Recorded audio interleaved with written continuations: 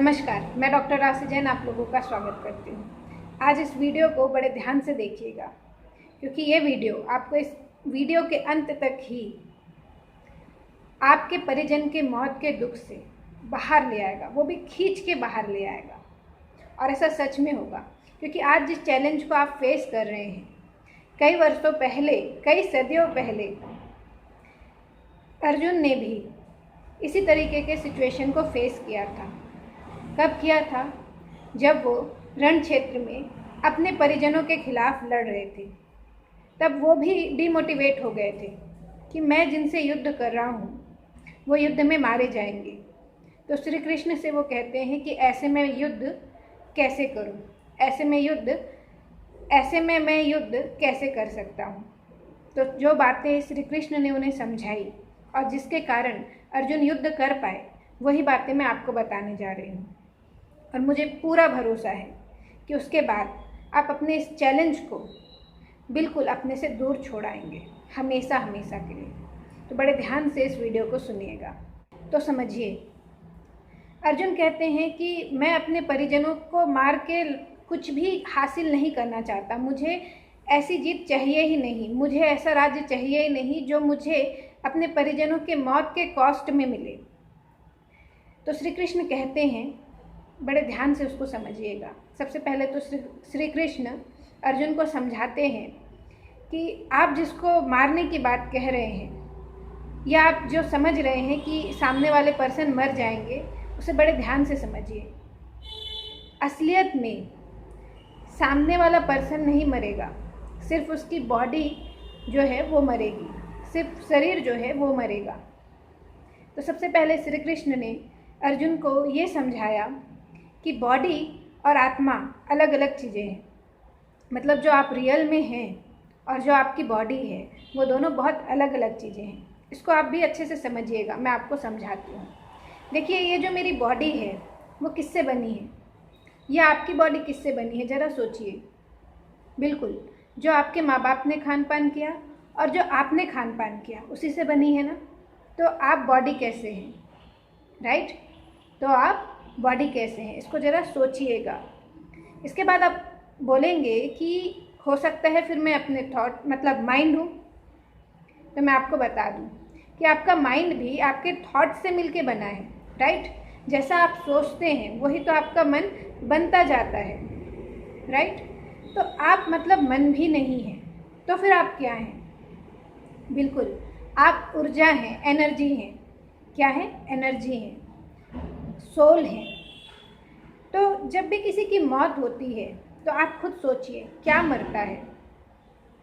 और हम अच्छे से जानते हैं कि एनर्जी कभी भी मरती नहीं है, वो सिर्फ अपने फॉर्म को चेंज करती है। तो आपके भी जो परिजन मरे, क्या वो सच में मरे कि उनकी सिर्फ बॉडी ख़त्म हुई? असलियत में उन्होंने तो सिर्फ अपने आप को ट्रांसफॉर्म किया, राइट? तो ये बात सबसे पहले श्री कृष्ण ने अर्जुन को समझाई कि बॉडी अलग है, सोल अलग है, आप अलग हैं और ये बॉडी अलग है।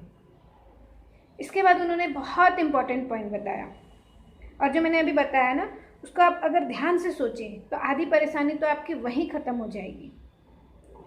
इसके बाद श्री कृष्ण ने अर्जुन को समझाया कि जैसे हम अपने पुराने वस्त्र को छोड़कर नए वस्त्र को धारण करते हैं, पुराने कपड़े को छोड़कर नया कपड़ा पहनते हैं, वैसे ही ये जो जीवात्मा है, ये जो सोल है, वो अपने इस बॉडी को छोड़ के, अपने इस स्वरूप को छोड़ के, ये जो हमारे फिजिकल अपीयरेंस है, मटेरियलिस्टिक पोजीशन है या मटेरियलिस्टिक फॉर्म है, उसको छोड़ के नए फॉर्म को धारण करती है, राइट? वो जीवात्मा अपने इस फॉर्म को छोड़ के नए फॉर्म को धारण करती है।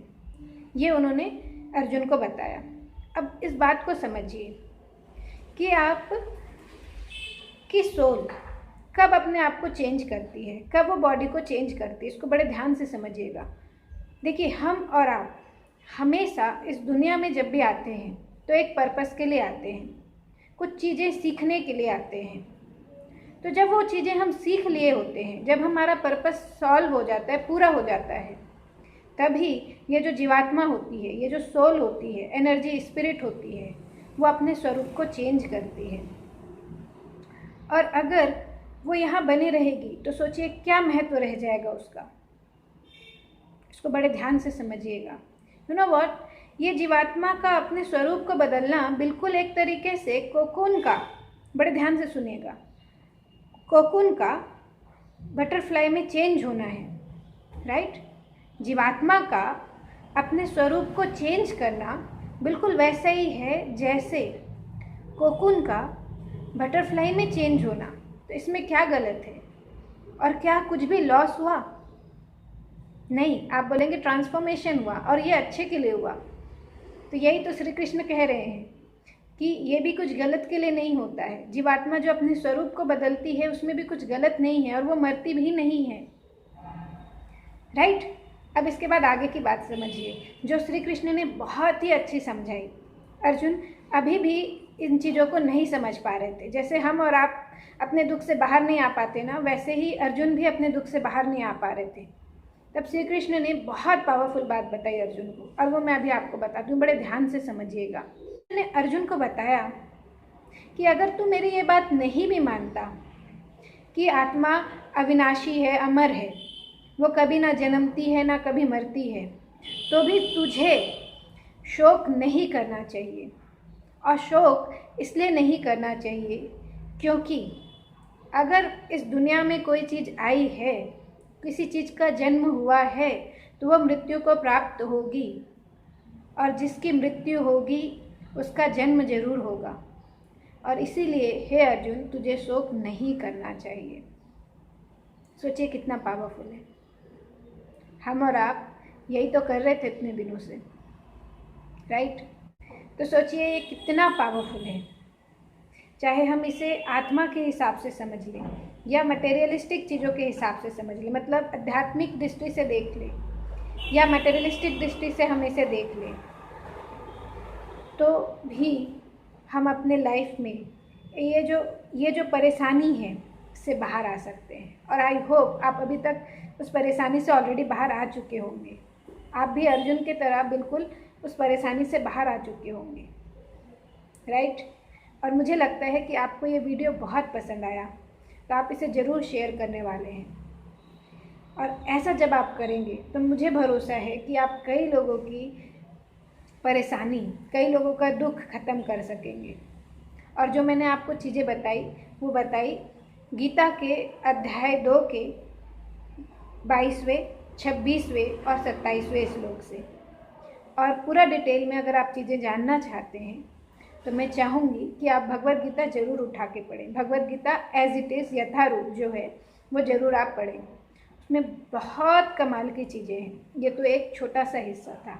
जब आप पढ़ेंगे तो आपकी लाइफ और कमाल के तरीके से ट्रांसफॉर्म हो पाएगी, राइट। और नीचे मैं चाहूँगी कि आप लाइक करें ताकि मेरा उत्साह बढ़े, और शेयर ज़रूर करें ताकि कई ज़िंदगियाँ बच सकें। धन्यवाद, नमस्ते।